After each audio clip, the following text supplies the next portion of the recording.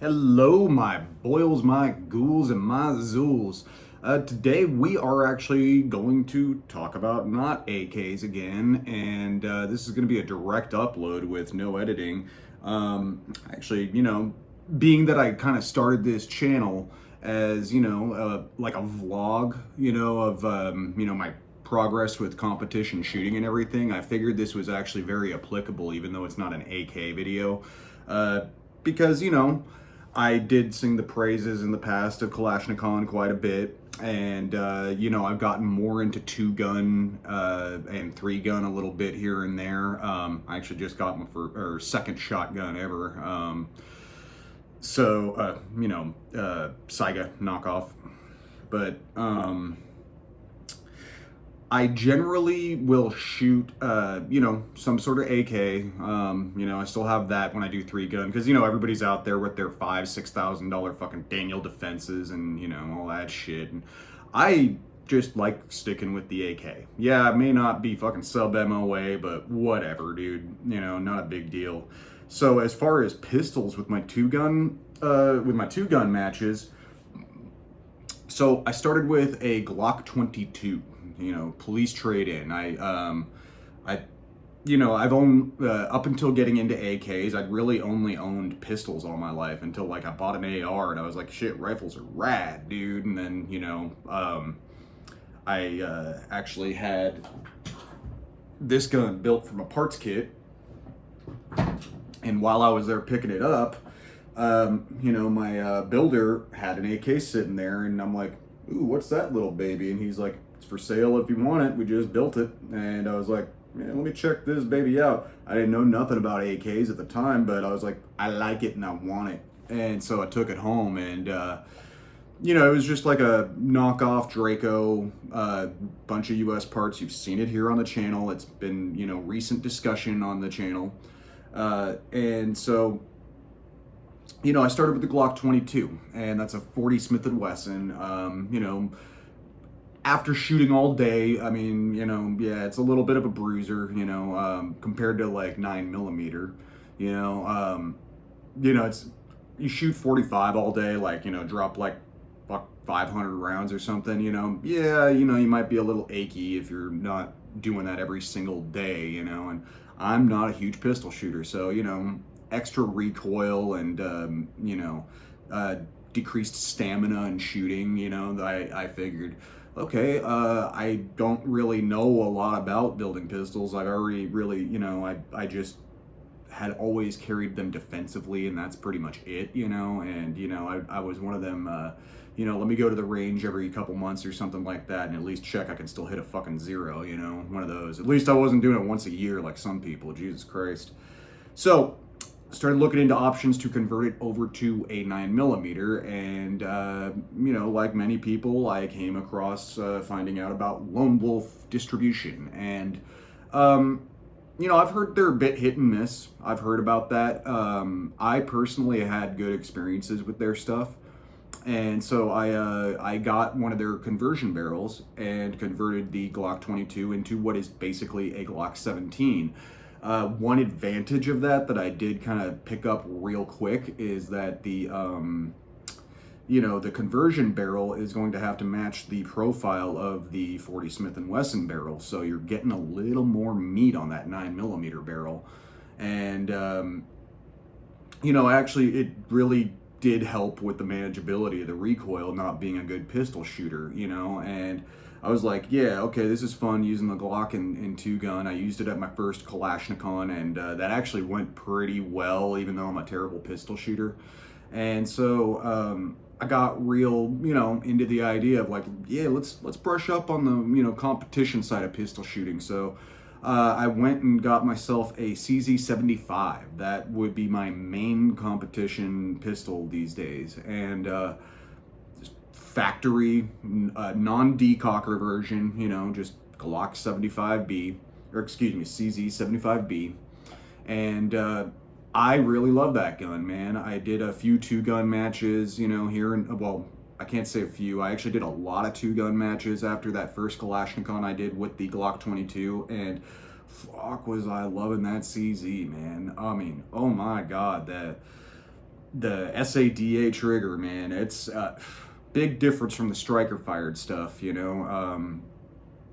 Because you know, with the safety on a striker fired gun, you know, the trigger safety on a Glock, you know, you have a little more pull in between, and you know, the wall on a CZ75 is real nice and double action, surprisingly. But those things in single action, fuck, dude, it's a really nice gun. So took it to my second Kalashnikov, and I did much better, much better.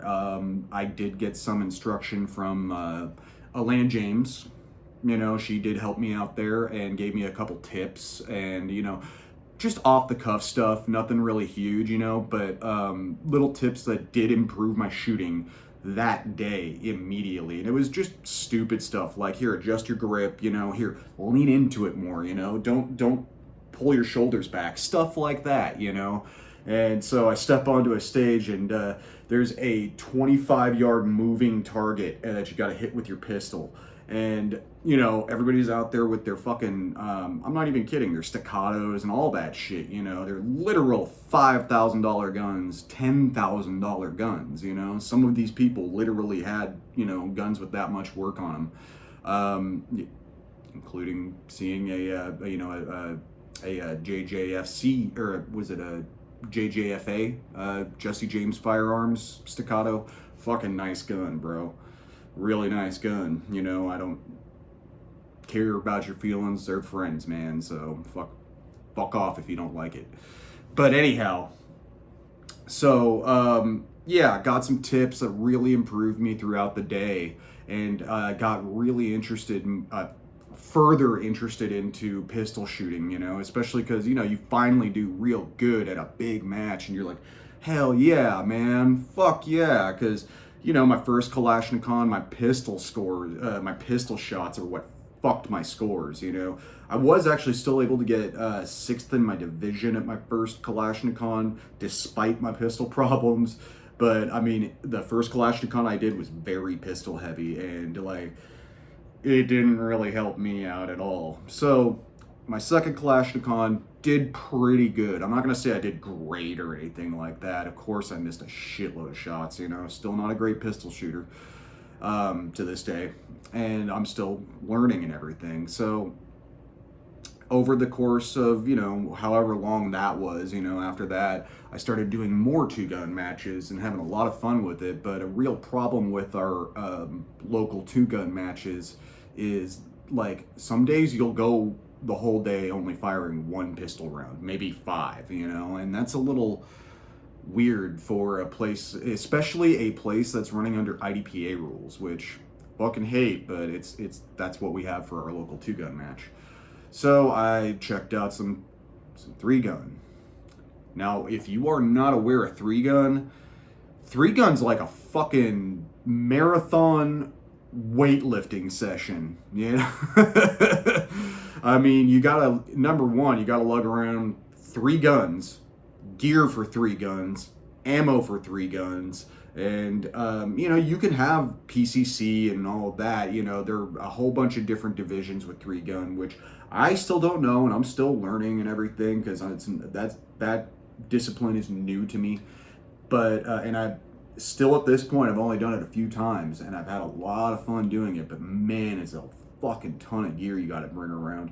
I actually haven't even done it with a shotgun yet, but being there lugging my friend's shit, you know, luckily our local 3-gun match, you know, you can actually drive from stage to stage because the property is so big, which very handy to 3-gun, because normally you'll see guys with like these fucking loaded carts, dude, because you got to have your pistol, your rifle, and your shotgun, your gear for all that, your ammo for all that. I have seen, you know, different shooters, you know, do different things, but like I've seen a lot of 3-gunners where, you know, they'll run 2 belts in a day, you know, to have one with their, with all their shotgun mags and everything, and, you know, pistol mags and everything, and then they'll like hit the stage with like 1 mag or something, you know, 1 rifle mag or something like that, or maybe 2 or something, you know, like they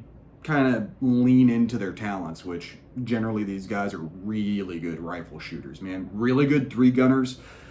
Generally are pretty good pistol shooters, generally pretty good rifle shooters. They all have an ego about their shotgun ability, and I got no shotgun ability, but I could sit back and see, yeah, people, it's like AK reloads. It's super cool when you pull some dope quads, but I still ain't seen too many people outside of like Lan and Mike from Dissident Arms and like high level shotgun shooters that are actually really good with their shotguns.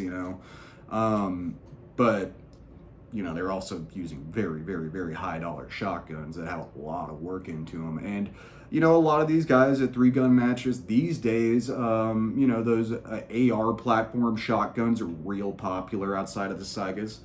Or Saiga variants, I should say, because, at this point, yeah, you can get a real Saiga, but, I mean, there's a lot of variants on the market, too. I don't know if they still make the Lynx. That's the one I own personally. But, you had also the JTS, the KUSA, which you can still find for sale, Probably better off getting a Saiga because they're not hugely different in price from a KUSA. But you could save yourself quite a bit of money getting a JTS or a Lynx if you really just want to get into the Saiga action. Because one thing you got to know about Saiga shotguns is none of them are really all that reliable. It's just how it is. You can grab a fucking $8,000 Dissident and use the Federal that is made for those guns, and you're still gonna have a some kind of jam or something like that here and there. Not a jam, but maybe a failure to extract. I've seen a lot of stovepipe in the shells. I don't know shotgun terminology, so I don't know if y'all still call it fucking stovepiping. I should hope so, because a shotgun shell looks a lot more like a stovepipe. But anyhow, moving on to this little talk about, this is very much a vlog episode, just kind of an update on it's my place marker to look back on, and I hope to entertain with it a little bit, and at least maybe drop something for people that are even newer to pistols than me, or maybe even get some tips in the comments. I get a lot of tips from the comments, and I evaluate them and check them out and all that. I do read my comments. I do, because my comment section is just generally overwhelmingly positive, and even when you have some negative asshole or someone dropping some racist shit or something like that, which happens every now and again, my community seems to shut that shit down, which is real nice. Maybe referencing recently that I got comments from when I did the Red Labor match, fucking people talking about how many Asians were there. It's like, it's fucking Bay Area, dude. Like, I don't want to hear your fucking jokes. They're just fellow Americans, asshole. So, anyhow, I got more into pistol shooting after three gun and shooting around with my friend Jose Diaz, gastronomicist on Instagram, Sweet Dick Diaz on Instagram. Y'all know his fucking nickname. So, started shooting with Jose quite a bit, and he's a phenomenal pistol shooter. He's a fucking phenomenal pistol shooter, man. Generally at a match, you don't go, your 100%. It's more prone to fucking up when you do stuff like that. So, not a lot of people have seen him at his 100%, and I have, and it's fucking gnarly, dude. So, it's very inspiring. Seeing someone that started shooting AKs around the same time I did, he has a lot more opportunity to practice than I do, and his skill level with pistols just went through the fucking roof, dude. Just fucking through the roof. And, just getting techniques and tips off at Jose, that was also really, really, really helpful. So, going to the range by myself, also I do that myself too, I started hitting up the pistol bays, and basically one day I finally did a string on the plate rack with my CZ75. You know, I'm talking like a dink, dink, dink, dink, dink with iron sights. So, you know, I fucking holstered that bitch and I was like, oh, oh, oh, I did that shit. I did that shit. You know, you're fucking proud the first time you do something like that. So it lit that fucking fire, man. Because, you know, I'd be out there with Jose and he'd just be like, bump, bump, bump, bump, bump, bump. You know, it's just gnarly, dude. So, you know, it was very inspiring. And I tried it myself finally alone. And I was like, oh shit. And I even texted him immediately and was like, bro, I finally fucking did it. And that fire is fucking going, baby. And so immediately I started looking into like, okay, you know, there is a difference between defensive shooting and competition shooting. So let's get a pistol that's you know, a little more in line with 2-gun and 3-gun, because, you know, rolling factory, I mean, yeah, that's a division in IDPA and USPSA and all that. The reality is open is life. Open division is life. So, I mean, that's where you get the hardest competitors. So, you know, I don't care at my skill level. That's what I like to go for. It's a fucking challenge, you know? So, I started looking around at different options, and I really took my time shopping.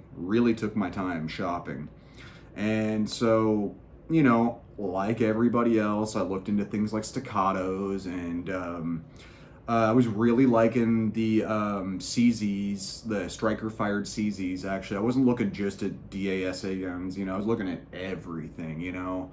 And so, yeah, I checked out, you know, a few of them Turkish 2011s, and a couple of them are pretty damn good, honestly.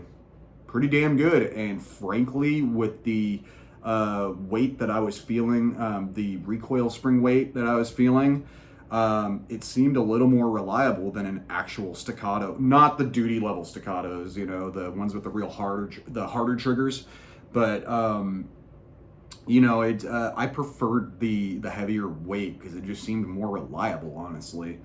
But you know, checked out a few of those and was like, okay, it's an option, you know, look into it.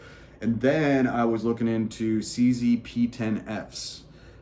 Really took a look at those. Like it a lot, man. Striker fired pistol, fucking cool, man. I dig it. That's a really cool gun. And plus, you know, for fairly inexpensively, you can get one with an optics cut too. The competition model has an extra 1/2 inch on a barrel length. Apparently, I haven't shot this one. Apparently, the trigger is worse than the factory one. The factory P10F trigger is pretty damn good. So, you know, looked into that. Looked into Walthers, you know. Looked into Berettas, you know. Just a variety of options. Like, what am I, you know, what works for me, you know? You know, which one, you know, evaluating between my striker-fired polymer frame guns and my hammer-fired guns, you know, which is serving me better, you know? So I realized, I'm like, okay, you know, the hammer-fired guns, I definitely prefer shooting. I'm a lot better with them. You know, I should say prefer shooting in competition. I'm a lot better with them. I'm a lot more accurate with them. And I do love shooting Glocks, you know, I frankly do. You know, I find them a lot of fun. I do. So, you know, others may feel like they're just a Lego gun, but, you know, Lego guns can be cool too, because Legos are fucking cool. So I did, you know, all that shopping and research and everything like that. And of all things, I landed on a Hungarian Soviet era unlicensed copy of a Browning High Power. They are in the US for fairly cheap. I think $400 to $500. They are FEG P9Ms. They do come with a variety of grips in the US. Well, excuse me, they are imported with a variety of grips.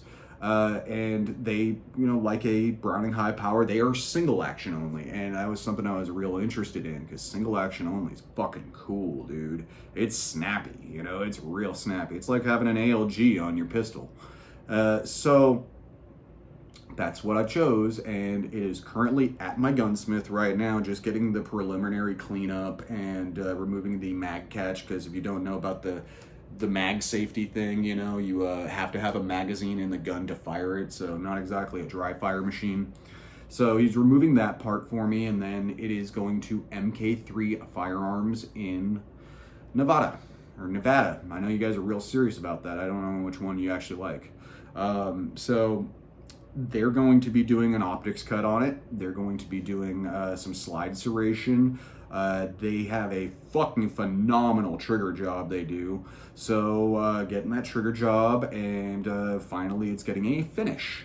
So, gonna have a very cool, very expensive competition pistol, but the thing to know about getting work from MK3 is they are high in demand. They do really phenomenal work. They are manual machinists, and they do some really, really painstaking work, man. I mean, I'm talking detail, dude. They as far as Browning high powers go, they do the nicest ones. Flat out. Like, if they were going to start manufacturing guns and they did their own high power, they're the ones that deserve to be doing that because of their quality of work, honestly. Because I talked to the, I can't remember them off the top of my head because I'm still new to the high power world, obviously. I just bought the fucking thing. But there's a couple, like 2 other major companies that work on high powers, and I hit them up. Just knowing how long you have to wait with MK3, I was like, let me see if I can just get the optics cut at least so I could get going, Talk to them all. None of them can do it. Talk to MK3, they're like, no fucking problem. So, done deal. Haven't even discussed price or fucking length of time or anything, but all that's in the works now. But knowing that I'm going to have that gun out for a long, long, long time, I'm talking I might get this back in a year. It's a long wait from MK3. I figured if I'm going to have a pistol like that with this current skill level, that would be too much pistol for me. Straight up. I mean, that would be dangerous for someone of my skill level to have a pistol with like a 2-pound trigger, a 2-pound single action trigger. So, because I am not at that skill level yet, straight up. I am a like beginner level competition pistol shooter. So I figured I need to really brush my skills up. And I started looking at other options in the meantime while the gun is out, like a cheaper option that I could, throw like $100 in, make it a decent practice pistol, and at least get, have that nice 6 months to a year of really, really practicing to at least get my skill level up to where I'm not any kind of danger. I'm not any to anybody else or myself, because any beginning pistol shooter, you should always admit that you are a fucking danger. You don't know as much as the next person does, straight up. So, yeah, that's, beginners make mistakes. Like my last 3-gun match, I'll give you one example of these mistakes you can make as a beginner. So you had a horseshoe stage where you had to, choose each side you want to go, and you got to engage with your rifle and then engage with your pistol. So I chose this left side, and you have to go all the way around the horseshoe, which means one side of it you're going to have to be walking backwards. So my folly on that stage was going through the left side, which you should, that's, as a right-handed shooter, that's the best way to go. But then when I pulled my pistol and got to the other side, you're having to walk backwards, and you have a 180 trap there. So what I was doing was, engaging the target, move over, engage a target, move over, engage the target. And, I did get a couple muzzle calls because, I didn't really ever do a stage like that, especially with a pistol. I didn't have that immediate, like, muscle memory of being 180 safe with the rifle and everything. That's what I mean by you are a danger. You don't have those instincts yet with the weapon. It doesn't matter if it's pistol or a rifle. If you're new to it, there are certain instincts you're not going to have.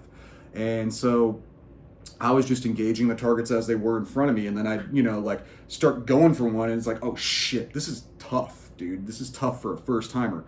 So I just navigated the way I could, slowly walking, somewhat backwards, engaging them to the side as I could. When the real trick to that is, where I never would have got a muzzle call, is just run all the way to the end of the stage so they're all in front of you, and just bink, bink, bink, bink, bink, run backwards to the next partition, bink, bink, bink, bink, bink. You never break the 180, blah. So there you go. You can build instinct doing things like that. And so, I'm still building those instincts, still building, my skill level overall. And I needed a practice pistol to do that with. That wasn't just a factory iron-sighted Glock, because I never had an optic on any of my pistols. So I now have one. And it's my first one. So let's move on with this video. So this was originally my Glock 22, and now we are looking at a basically Glock 34 MOS. Basically. So, you want to go through what this guy is? I don't know if it's focusing right. I'm trying to hide. Pretty cool fucking pistol, huh?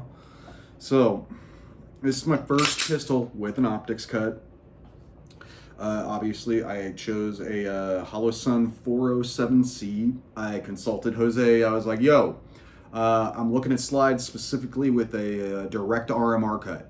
What's the shit in the RMR world right now, And obviously his answer was Holosun and an SRO. I love the SRO, but I gotta be honest, I like Holosun even better than that. I really do. I love Holosun, I like the price to durability factor, It's like Trijicon optics are great and everything, but I just would prefer the price and reliability of Holosun. So I consulted and chose the Holosun 407C. And I like the solar thing. I like the shake awake. Very, very cool. And so I took the slide. This was a bear slide from, I believe the company is called Rock Slide USA. They're out of North Carolina. I had initially made a comment when I was showing this slide off that I believe it's made in China. It turns out they're actually made in North Carolina.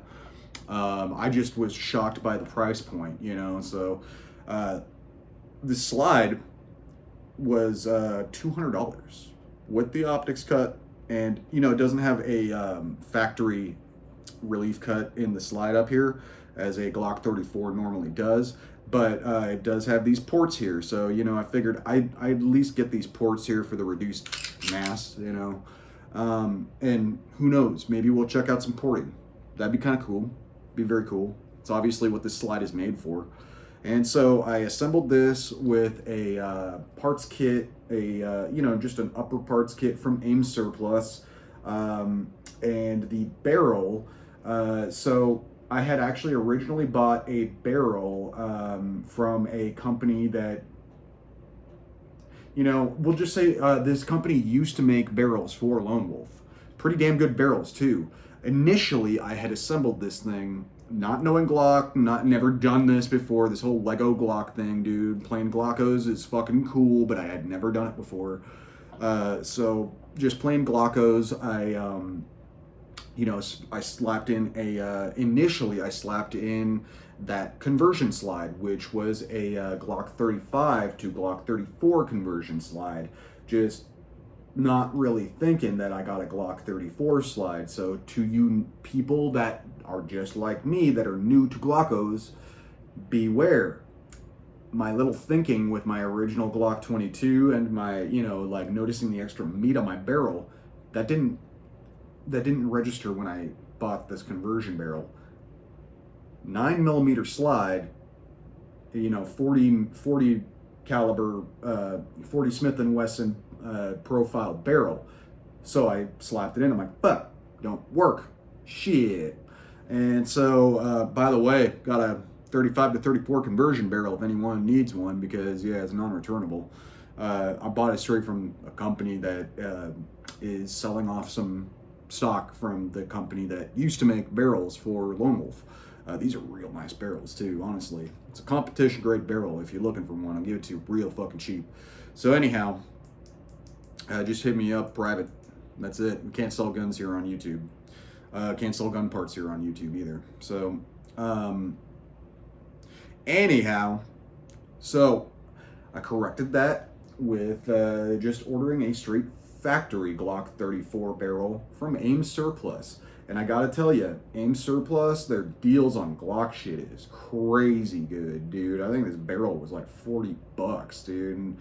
And, being that I had this nice slide and this contrast of black and FTE or Coyote, whichever you want to call it, I chose a black finish barrel. So I thought it was pretty cool, honestly.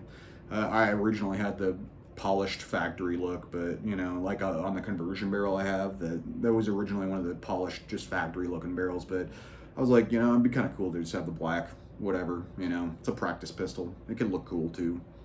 So got the barrel, everything worked cool. So I assemble the upper properly and install the optic. And then I go to, I head in the backyard with a mag just to go do a test chamber. And rounds were getting stuck. Like I would chamber it and it would not chamber. And the extractor was grabbing the fucker so hard, like straight up, it was just grabbing it on entry and not letting go. And I'm like, what the fuck kind of problem is that? That was something I had never seen with any gun. So I'm like, okie dokie, back to the drawing board then. So I did, I disassembled it and I was like, what the fuck is going on here? And I'm like, oh, I didn't slip the plunger screw over the end of the plunger like a factory, plunger spring with the bearing thing at the end. So I thought maybe that's the problem, So I disassembled it and everything, pulled the plunger spring out because it was not seated into the plunger, and then couldn't get the plunger out. And I'm like, the fuck, dude? The fuck? And I'm sitting here like, looking it all over, picking at it and shit, and I'm going, what the fuck is going on here? And so I wasted a whole morning basically kind of going, what the fuck? And then ding dong, I still have the optics installed. So I said, that's the one thing I haven't disassembled to really check anything. So not knowing this, like I said, new to Glockos, I popped the optic off. Sure as shit, the right screw hole goes right into the plunger channel. So as soon as I remove that screw, plunger falls out. I'm like, ooh, hello. And then I, reassemble it properly without that screw.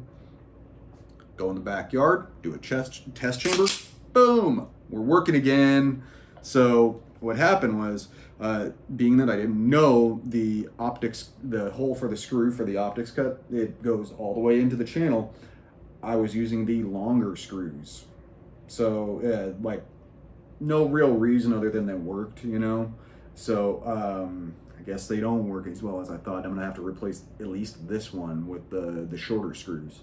What happened was the screw was going right through the channel, blocking the plunger, preventing any movement. So I was getting this weird condition of chambering it and the extractor grabbing the round while chambering it and not letting go. And I'm like, the fuck, dude? That's an original one. What did you just is that some kind of gun rule 34 thing? If it can happen, you're gonna make porn of it.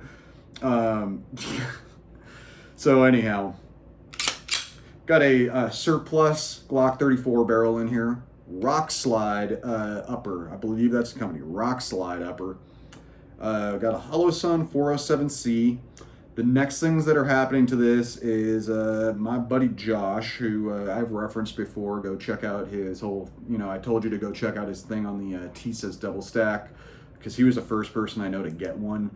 And, by the way, he ended up selling it. Chose a Shadow, which overall is probably one of the best pistols on the market, so why wouldn't you? Anyhow, enough about him. I just, messaged him real excited, like, fuck, I got this thing working, hell yeah, man. Anyhow, I'm grabbing a trigger off of him. He's got a Timney trigger for this thing for me. I had never shot an aftermarket trigger on a pistol, so I know it's not as reliable on a Glock. We're well aware of that, but, still gonna check it out. We can always pop back to factory if it's a problem, so we're gonna check that out. So it's getting a Timney trigger. I forget the pull weight, honestly. Next is the titanium guide rod. That's going to happen next. And then at the same time, going to get a spring kit, start working on the recoil springs, and get this thing really, really nicely shooting. So I'm using this as a platform to not only learn how to shoot pistols better so that I can, learn to shoot an optic, just get my skill level up overall, and learn my instinct better with a pistol I'm very proud of. Not only that, it's the fact that I never really worked on my pistols. I always had them factory, so I've been using this as a platform to learn a little more about pistol aftermarket. Right now it's essentially a Glock 34 MOS, factory Glock MOS, 34 MOS. Except big difference is I don't need a optics mounting plate. I have direct mount RMR. So, I could probably co-witness a little better with some suppressor height sights. I was just going to swap off the Trigicons I have on my other slide, the original Glock 22 slide, but I think I'm just going to leave that sucker alone and go ahead and check out a few different. I really love those Trigicons, by the way, and they're cheap enough. So I'm gonna check out some other height irons, so we'll see how that goes. See if I like co-witnessing or not, because I know some people really love co-witnessing with their pistols. I'm going to try that, but if that's not working out, I'm just going to leave them at regular old heights so that if I'm having a problem, I can just pop this optic off and go irons. And other than that, I've got a TLR 7A with a dead battery right now. I just threw it on there just to complete the package. I guess somewhat for the camera, but I'm not going to be using this as like my home defense pistol, but I suppose I could. Be honest with you, being out here in the country, I don't have like a home defense pistol. I got a home defense fucking AK. So I don't have to worry about shooting my neighbors through the walls, fucking hog comes on my property, I'm gonna fucking light that motherfucker up.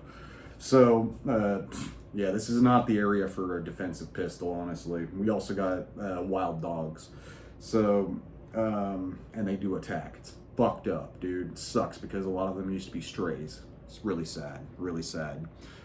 Support your local animal shelters, support your local adoption programs, because, since I got shot, I have never actually mentioned what area I even live in, but I now live south of San Antonio, quite a bit south of San Antonio, and if you don't know, San Antonio itself has quite a bad problem with dumping dogs. A lot of people dump dogs here. It's really, really, really sad.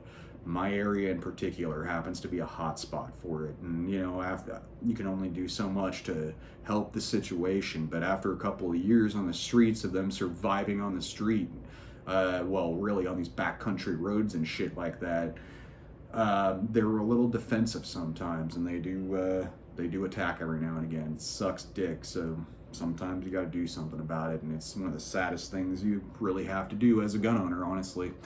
So, yeah, support your local adoption programs, support your local animal shelters, and fuck these motherfuckers buying dogs from breeders, dude. If you or a friend bought a dog from a breeder, go fuck yourself. Straight up, you nasty motherfucker. Um, I'm a big animal rights person, dude. Those people are animal abusers, straight up. So, anyhow, rant over about that, Um, Watch, dude. I'm gonna get one of those weirdos in the comments. Fucking liberal. Don't want to abuse dogs. Anyhow, so we got this bitch chambering. It was just that dumb little screw. So beware. If you're new to Glockos or new to competition pistols, yeah, you have to check them holes, check your screws, apparently they can cause another problem other than just your optic being loose. Really, all I have to contend with is the fact that this is not the tightest fitment of slide. Obviously, the factory Glock slide is a lot tighter fitment, but whatever, man. We're gonna roll with it. It's a practice pistol. Doesn't have to be fucking perfect. As long as I can get somewhere in that 5 to 8 MOA with this thing, I'm happy. Honestly, sounds ridiculous, but I'm happy with that. I just want to practice my instinct shooting. I want to practice my shooting with an optic and all that. Practice my draws with an optic and whatnot. Obviously, practicing reloads again is going to be nice with the Glock. I love practicing fucking reloads with a Glock, but unfortunately, in dry fire, it's not a lot of fun because boom, and then it's all right if you're trying to do some patient shit, which I still do that. I still do pull this thing out and sit there at the TV and just little dry fire here and there with it. Generally, I'm doing that with a hammer-fired pistol because you can actually at least go blink, blink, blink, and work on balancing your gun on the double action because that's, a little more difficult than shooting a striker-fired gun. But anyway, I'm not going to have to worry about that because I'm going to have a crazy-ass single action at the end of this. So, yeah, anyhow. Check out Aim Surplus, man. If you're looking to get into the Glockos thing, it's definitely the way to go because their parts kits are fucking cheap, and they're just OEM parts kits, and they're that's not what this is for. That's what is for. I think a stray cat snuck in my house. I hear meowing that I don't recognize. Let's deal with that in a second. You hear that? Let's deal with that in a second. That's another thing about living in the country. A lot of stray cats, dude. It sucks. Sometimes they sneak in the house. Anyhow. So, yeah, check out Aim Surplus. Super good deals. Rock slide. I'd give this without firing it, by the way, just initial impression. I'd give this a 6, 7 out of 10. Not the worst. I've had way worse slides in my life. Way worse, So really, the only thing up with this thing is it's just not the best fitment. It really isn't. The thing's going to work fine, but even look down the barrel here. Let me see if I can get it to focus. There we go. There we go. You see the gapping? It's not even perfect there. It'll still fire fine, it's a tilting barrel and everything, but you don't have that problem on a factory Glock slide. I shouldn't say problem. You don't have that condition with a factory Glock slide. It's not really a problem, honestly. It's a cheapo slide, this is not a Zev, so check that out. If you got suggestions for me on, outside of Ben Stoger, obviously, outside of that, if you got some training tips for me and all that, if you got some hey, check this out with your Glock tips, feel free, man. I am admitting I am a fully beginner pistol shooter, at least competition level, I'm probably a little more than your average defensive shooter at this point, Well, yeah, because your average defensive pistol shooter doesn't even really go out shooting very much. So, like I said, I didn't used to, and my skill level is way more now because I have since learned about things like dry fire. So, if you got any tips on little pieces to check out, parts to check out, any build tips with these things, any really anything, man. If you've got something to say about Glockos, let me know. If you got something to say about training pistols, let's fucking go, baby, man. I want to goddamn get better, better, better. So, um, you know, it, it's funny because my passions are, obviously I got a passion for AKs, but my passion with competition shooting is rapidly changing right now. It really is. And, I'm even looking into building a competition AR. I actually do have a competition ready AR, but it could use some better upper, lower fitment. I get a little